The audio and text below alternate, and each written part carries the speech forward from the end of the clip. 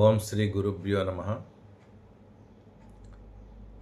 భక్తులకు, శిష్యులకు, సర్వులకు, యావన్మందికి సద్గురు యొక్క శుభాశీస్సులు తెలియజేస్తూ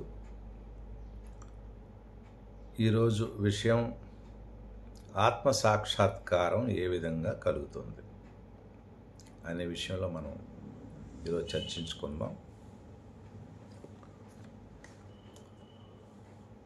ఒకానొక సమయంలో మైత్రేయి మహర్షి కైలాసానికి వెళ్ళి శివుణ్ణి దండ ప్రణామాలు నమస్కరిస్తూ నాకు ఆత్మతత్వాన్ని తెలియజేయండి అని ప్రాధేయపడ్డారు. అప్పుడు శివ పరమాత్మ ఈ విధంగా చెప్తున్నారు. దేహో దేవాలయః ప్రోక్తః సజీవః కేవలః శివః త్యజేదజ్ఞాన నిర్మాల్యం సోహం భావేన పూజయేత్. ఎంత చక్కగా చెప్పారు చూడండి. దేహో దేవాలయః ప్రోక్తః సజీవః కేవలః శివః త్యజేదజ్ఞాన మాలిన్యం నిర్మాల్యం సోహం భావేన పూజయేత్. దేహమే దేవాలయం. నాయన మైత్రేయ మహర్షి, ఈ దేహమే దేవాలయము. దేహమునందున్నటువంటి చైతన్య స్వరూపుడే జీవుడు, ఆ జీవుడే శివుడు. అజ్ఞాన రూపమైనటువంటి మాలిన్యాన్ని పూర్తిగా త్యజించి నిర్మూలన చేసి సోహం భావం చేత దాన్ని పూజించు, నీకు ఆత్మ సాక్షాత్కారం కలుగుతుంది అన్నారు. ఇంకా మనకి దీన్ని కాస్త విపులంగా తెలియజేసుకోవాలంటే, పూర్వము ఇక్ష్వాకు వంశంలో బృహద్రథుడనే మహారాజు ఉండేవాడు. ఆయన చాలా పరాక్రమవంతుడు, ధర్మవంతుడు, సత్యవంతుడు. అసలు ఇక్ష్వాకు వంశమే సత్య పరిపాలన. వారి తాలూకా పరంపరలో వచ్చిన వారే కదా రామచంద్రుడు. ఆయన ఒకరోజు రాజ్యంలో కూర్చుంటూ ఆలోచించి, విషయభోగాలన్నీ కూడా తుచ్చములు, అనర్థదాయకాలు అని తనలో తను ఆలోచించుకొని అప్పుడులో ఉన్నటువంటి యావత్ రాజ్యమంతా కూడా తన పుత్రులకు ఇచ్చి మీరు పరిపాలించండి అని చెప్పి అరణ్యాలకు వెళ్ళిపోయాడు. అరణ్యం వెళ్ళిన తర్వాత కాముగా ఉరుకున్నాడా నిశ్శబ్దంగా. అక్కడ శాకాయన మహర్షి వారి దివ్య చరణాలకు అనన్య భక్తితో నమస్కరిస్తూ, అయ్యా నాకు ఆత్మ సాక్షాత్కారానికి సంబంధించినటువంటి జ్ఞానాన్ని తెలియజేయండి అంటే, అప్పుడు శాకాయన మహర్షి మన బృహద్రథుడితో చెప్తున్నాడు, నాయన, విషయాలు క్షణం క్షణం కూడా పరిణామం చెందుతాయి.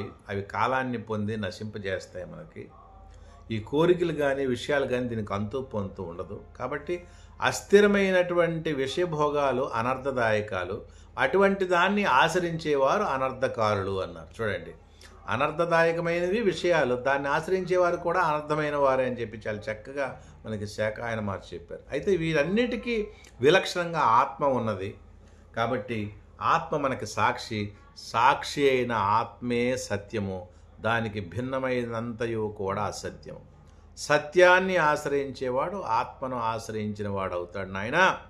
కాబట్టి నువ్వు సత్యాన్ని ఆశ్రయించి మనోనిరోధాన్ని కలుగుతుంది. ఎప్పుడైతే మనం సత్యాన్ని ఆచరిస్తామో, ఉన్నది ఒకటే ఇంకొకటి లేదన్నటువంటి భావంతో మనసుని సత్యాన్ని మనం ఆశ్రయిస్తే మనోనిరోధం, మనో సంకల్ప వికల్పాలు, కోరికలు ఇవన్నీ కూడా నిరోధం అవుతాయి.